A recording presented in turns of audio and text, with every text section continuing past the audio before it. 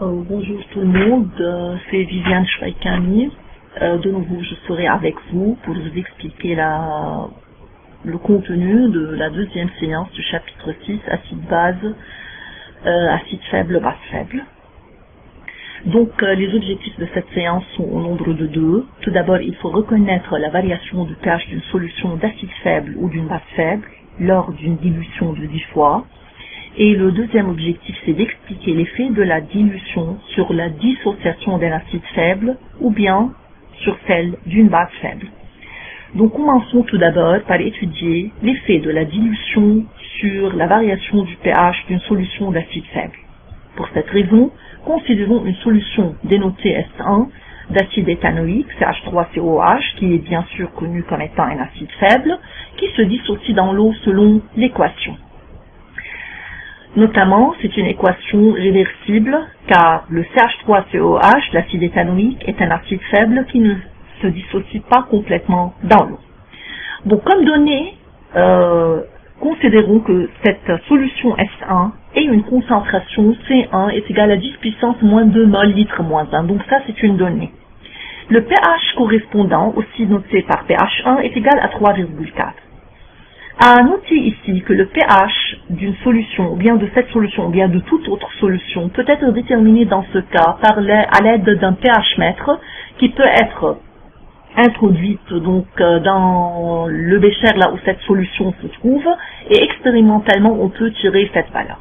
Maintenant, après avoir déterminé ou bien mesuré le pH1, tout de suite on peut trouver par un simple calcul la concentration de H3O+, de l'ion hydronium ou bien oxonium, en appliquant la formule 10 exposant moins pH, et en fait dans ce cas la concentration de H3O+, est trouvée égale à 4, ou bien 4 fois 10 puissance moins 4 mol litre moins 1.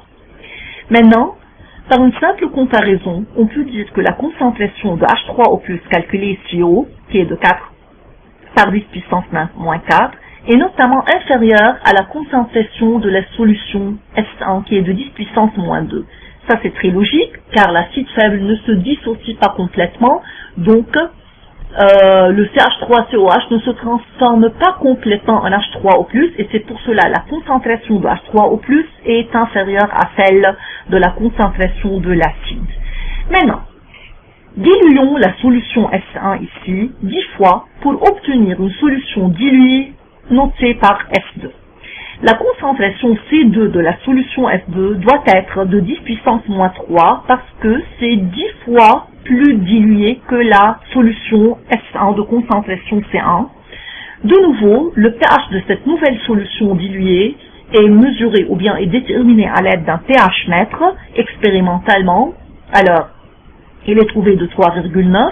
Et de la même façon, on peut calculer la concentration de H3O+, en utilisant la même formule CO pour que H3O+, soit trouvé égal à 1,26 par 10 puissance moins 4. Là, d'après ce qu'on a vu dans le chapitre 5, on sait bien déjà qu'une dilution d'un acide fort de 10 fois augmente son pH, ou bien le pH de sa solution, d'une seule unité, c'est-à-dire de 1. Maintenant, trouvons la différence de pH lors d'une dilution. Dans le cas de CH3COH et dans l'exemple qu'on a traité ci haut, le pH2 de la deuxième solution diluée moins pH1, alors ce sont les deux valeurs trouvées là, 3,9 et 3,4. La valeur trouvée est de 0,5, donc c'est inférieur à 1. Que peut-on en tirer comme conclusion? On peut tirer que la dilution d'un acide faible de 10 fois augmente le pH de la solution, mais de moins d'une unité. Et pour une base faible aussi, une dilution de 10 fois diminue le pH de moins d'une unité. Donc, partant maintenant au deuxième objectif, pour étudier la dilution, ou bien l'effet de la dilution d'un acide faible sur alpha. Rappelez que alpha, en français, ça s'appelle degré de conversion, mais qui peut être aussi appelé degré de dissociation. Reprenons l'exemple précédent des deux solutions d'acide éthanoïque CH3COH, qui est notamment un acide faible. Pour la solution S1, tout ce que j'ai fait ici, c'est que j'ai copié les mêmes informations du slide précédent. Donc, solution ayant C1 égale 10 puissance moins 2, le pH que j'ai expliqué qu'il a été tiré expérimentalement à l'aide d'un pH mètre, et le calcul de H3 au plus. Et pour la solution S2, qu'on a dilué 10 fois, aussi on a copié toutes les données numériques se rapportant à cette solution. Maintenant, à propos de alpha, nous on connaît que alpha, ça se calcule par une formule déjà étudiée, la séance d'avant à l'avance et au chapitre 5. Elle est égale à la concentration de l'acide éthanoïque qui s'est dissocié sur la concentration initiale. Mais on connaît bien que la concentration de l'acide acétique dissocié, c'est égal en fait à H3 au plus, comme c'est vu dans le chapitre précédent. Pour cela, et tout de suite, pour S1, alpha 1 est égal à la concentration de CH3COH dissocié, qui est égale à celle de H3 au plus calculé, donc c'est 4 par 10 puissance moins 4, divisé par la concentration initiale de CH3COH avant qu'il soit dissocié, qui est de 10 puissance moins 2, donc c'est 0,04 ou 4% en pourcentage. De même, pour S2, il faut tout simplement changer les valeurs numériques parce qu'on utilise la même formule. Donc c'est le CH3COH dilué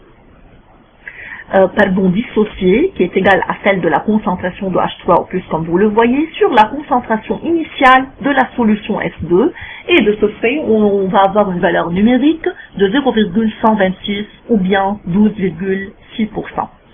Maintenant, par une simple comparaison, on peut dire tout de suite que alpha 1, ça veut dire le degré de conversion ou bien de dissociation de l'acide dans la solution S1 avant la dilution était inférieur à alpha 2 après la dilution. Comme conclusion générale à retenir, et ça c'est le deuxième objectif de notre leçon, on peut tirer que la dilution favorise la dissociation d'un acide faible. Maintenant, comment peut-on expliquer ça? En fait, ça c'est l'équation réversible de dissociation de l'acide acétique dans l'eau plutôt de l'acide éthanoïque, car son nom systématique c'est l'acide éthanoïque. Que peut-on dire selon le Châtelier? Que la dilution c'est en fait une addition de l'eau, et l'eau se trouve ici du côté des réactifs. Quand on fait la dilution, ça veut dire quand on ajoute de l'eau, ce changement va déplacer l'équilibre dans le sens direct, le sens 1, ce qui va favoriser la dissociation de l'acide faible. Donc, les deux objectifs sont terminés. Maintenant, je viens de vous conseiller de faire un petit pause pour la vidéo et d'ouvrir vos livres de chimie à la page 158 et d'essayer de résoudre le numéro 4 sur un papier brouillon comme étant une application directe à ce qu'on a expliqué tout à l'heure. Ça va prendre avec vous de l'ordre de 10 à 15 minutes et puis on va commencer de travailler, moi et vous, en fait, on va résoudre en fait l'exercice numéro 4. Moi, ce que j'ai fait ici, c'est tout simplement, j'ai copié la donnée qui se trouve sur votre livre pour que vous puissiez suivre avec moi. La donnée est la suivante, tout simplement, c'est un copiage de votre livre. On dispose d'une solution d'ammoniac S1 de concentration C1 qui est égale à 10 puissance moins 1 mol litre moins 1 et de pH égal à 11,1. Dans la partie A de cet exercice, il vous demande de montrer que l'ammoniac est une base faible. Donc ça, c'est une question typique. Alors, la solution est aussi typique. On a deux méthodes. On va commencer par la première. Pour qu'on puisse savoir si l'ammoniac est une base faible ou non, il faut tout d'abord trouver la concentration de OH-, et ça c'est facile étant donné qu'on connaît le pH. En appliquant une formule qui a été déjà vue dans le chapitre 5, la concentration de OH- ou bien de l'ion hydroxyde est égale à 10 puissance pH-14. Donc c'est égal à 10, 11,1 la valeur du pH remplacée ici, moins 14 qui est le pKa de l'eau. Donc la valeur c'est 1,25 par 10 puissance moins 3. La deuxième étape de cette méthode, ça consiste à comparer la concentration de OH- obtenue ou bien mesurée expérimentalement avec la concentration initiale de la solution basique S1, qui est écrite ici C1, mais je l'ai écrit ici comme étant CB, parce que dans ce cas, l'ammoniac, qui est le NH3, est de nature basique. Donc, ici, on peut voir facilement que OH- est inférieur à CB, et tout de suite, on peut conclure que NH3 est une base faible, car s'il s'agit d'une base forte, les deux concentrations ici vont être les mêmes. Maintenant, il y a une deuxième méthode. La deuxième méthode, ça consiste à faire un calcul qui est le 14 plus log de C1. Mais ici, faites bien attention, il ne faut jamais écrire pH égale 14 plus log C1, parce que le pH dans le cas d'une solution basique d'une base faible, c'est totalement différent. Donc, faites bien attention à ça. Donc, 14 plus log C1 est égal à 14 plus log 10 puissance moins 1, qui est la concentration initiale de la solution d'ammoniac, qui est égale à 13. Maintenant, puisque le pH donné ici expérimentalement, bien par donné 11,1 est inférieur à 13, la valeur de cette formule, alors NH3 est une base faible. Donc voici, il y a deux méthodes à suivre. De même, ces deux méthodes sont les mêmes que vous pouvez utiliser dans le cas où vous allez prouver qu'un acide est faible ou fort, mais bien sûr, au lieu de trouver la concentration de H au moins dans le cas d'un acide, vous allez trouver la concentration de H3 au plus en appliquant la formule 10 exposant moins pH, et là, il faut, au lieu d'utiliser 14 plus log C1, il faut dire moins log de C1. Maintenant, la deuxième partie de cet exercice, de l'exercice 4, est d'écrire l'équation de sa réaction avec l'eau. Donc, ils vous demandent d'écrire l'équation. Ils peuvent demander la même donnée, mais d'une autre façon. Ça veut dire la même consigne. Peut-être, ils peuvent dire, par exemple, écrire l'équation de la dissociation de cette base avec l'eau. C'est la même. La solution, c'est la même. C'est NH3 plus H2O. Notamment, c'est réversible, puisque c'est une base faible qui se dissocie. Qui ne se dissocie pas en fait complètement, bien sûr, ce sont les produits obtenus. Maintenant, dans la partie C de cet exercice, il vous demande de décrire le mode opératoire qui permet à partir d'un volume V1 d'une solution, de la solution S1, qu'on calculera, ça veut dire V1 c'est à trouver, d'obtenir une solution d'ammoniac S2 de volume V2 égale 100 ml de concentration suivante. La solution, c'est une dilution, c'est un exercice facile, mais quand même, personnellement, j'aime représenter les données qui sont données ici par deux lignes comme ça. Ça veut dire, ça c'est personnel, vous pouvez ne pas le faire, mais ça c'est mieux, ça va vous aider à ne pas se tromper et à ne pas se perdre lors de la solution d'un exercice. Donc ça c'est la solution S1, voilà la concentration relative, et voilà V1, avec un point d'interrogation donc qui n'est inconnu, qui est à calculer. Par une dilution, on va avoir une solution S2 de concentration C2 donnée ici, tout ce que j'ai fait c'est de les copier, et V2 qui est égal à 100 ml. Bien sûr ici, ça c'est facile et c'est bien répété. Lors d'une dilution, il faut écrire tous ces détails. Le nombre de moles de soluté est conservé, donc N de NH3 avant dilution est égal à celui après dilution. Et puis C1V1 égale C2V2, et en remplaçant chaque terme par sa valeur d'après les valeurs numériques tirées ici, on peut trouver que V1 est égal à 25 ml. Il nous reste à décrire le mode opératoire après avoir fait ce calcul. Tout ça, ici, tout ce que j'ai fait, c'est de reprendre la consigne pour ne pas se perdre. Voilà. Je ne veux pas en fait expliquer comment ça se fait parce que ça c'est répété, vous le connaissez bien sûr par cœur, mais faites bien attention parce qu'ils n'ont pas demandé de citer le matériel, faites bien attention à mentionner en fait la capacité de la pipette jaugée qui est de 25 ml, pour cela je l'ai écrit en gras, ça veut dire en bold, et la capacité de la fiole jaugée qui est de 100 ml. N'oubliez pas qu'il y a ici en fait il y a la partie D, et ça c'est aussi important. Dans la partie D de cet exercice, ils nous disent que le pH de la nouvelle solution est égal à 10,8. Bien sûr, c'est une solution diluée. Déterminer pour S1 puis pour S2 le pourcentage de molécules d'ammoniac qui ont réagi avec l'eau et les comparer. Maintenant, regardez, quand il te pose le pourcentage de molécules d'ammoniac, ça, c'est une autre façon de dire, de comparer quoi, ou bien de tirer quoi, alpha. qui est le degré de conversion ou bien de dissociation. Pour cela, il faut tout de suite commencer par, dans la solution, par construire un tableau. Pourquoi? Parce que pour déterminer alpha, il faut déterminer la concentration de NH3 qui est dissocié, ça veut dire qu'il s'est transformé en HO-, qui peut se calculer à partir de la valeur du pH donné. Donc, première étape, c'est la construction du tableau d'avancement avec les valeurs, ça c'est la concentration initiale, notamment pour les produits C00, et au temps d'équilibre, alors il y a une diminution de X pour NH3, il y a une formation de X pour les produits. Pourquoi X et X? Parce que n'oublie jamais qu'il y a ici quoi? 1 et 1 comme coefficient stoichiométrique. Donc, soit X là au H- formé à l'équilibre, la concentration de H- formée à l'équilibre.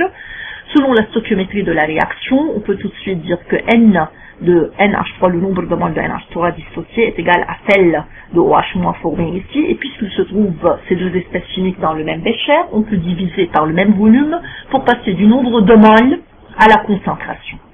En fait, le degré de conversion, ou bien de dissociation, comme je viens de dire, alpha, c'est égal à NH3 dissocié sur NH3 initial. Et on a dit que NH3 dissocié, c'est tout simplement X, la valeur de OH- qui est là. Donc voilà, elle est remplacée par la valeur de OH-. Et la valeur de OH- est déterminée puisqu'on connaît le pH comme donné en haut, qui est égal à 10 puissance pH-14, le voilà. Donc alpha s'est trouvé est égal à 0,0121. Ok? Maintenant, qu'est-ce qu'il faut faire? Pour la nouvelle solution, il faut faire le même travail pour trouver alpha pour S2. Dans le slide d'avant, on a trouvé alpha pour S1, la solution qui n'est pas diluée, et maintenant le même travail. Regardez, tout simplement, j'ai écrit de nouveau ici ma donnée pour ne pas se perdre. Alors le tableau est construit de la même façon, cependant les valeurs sont celles relatives à la solution S2 qui est diluée, mais l'étape à suivre c'est la même, la stoichiométrie, le nombre de moles de NH3 dissocié est égal à celle formée, on a divisé donc le degré de conversion alpha, même formule, mais X maintenant a une nouvelle valeur, parce que le OH-, on peut la calculer selon le pH donné, c'est 10 puissance pH-14 sur la concentration initiale de S2, voilà, elle est trouvée de 0,025. Donc il nous reste à comparer alpha 1 et alpha 2, le voilà. Alpha 1, le degré de conversion ou bien de dissociation de la solution S1 est égal à 0,0125. Il est inférieur ou bien moins que celui de la solution S2 qui est de 0,25. Comme conclusion, eux, en fait, dans la partie E, ils ont demandé de conclure quant à l'effet de la dilution sur la réaction de l'ammoniac avec l'eau. Simplement, qu'est-ce qu'il faut dire? Lors d'une dilution, le degré de conversion alpha de NH3 augmente. Comme résultat, la dilution favorise la dissociation des bases faibles. Excuse-moi, il y a ici un B qui manque, des bases faibles. Maintenant, vous, votre réponse, vous allez vous arrêter là, mais moi, j'ai donné une explication un peu de plus pour que vous saurez comment, ou bien pourquoi ceci a eu lieu, car tout simplement l'équilibre est déplacé dans la direction 1 lors de l'addition de l'eau. Et voilà, ça c'est une application de nouveau. Dans le cours, on a fait, ou bien on a étudié l'effet de la dilution sur un acide faible, et dans cet exercice, on l'a étudié sur une base faible, et voilà le même résultat. Donc, notre leçon est terminée pour aujourd'hui. Merci pour votre attention.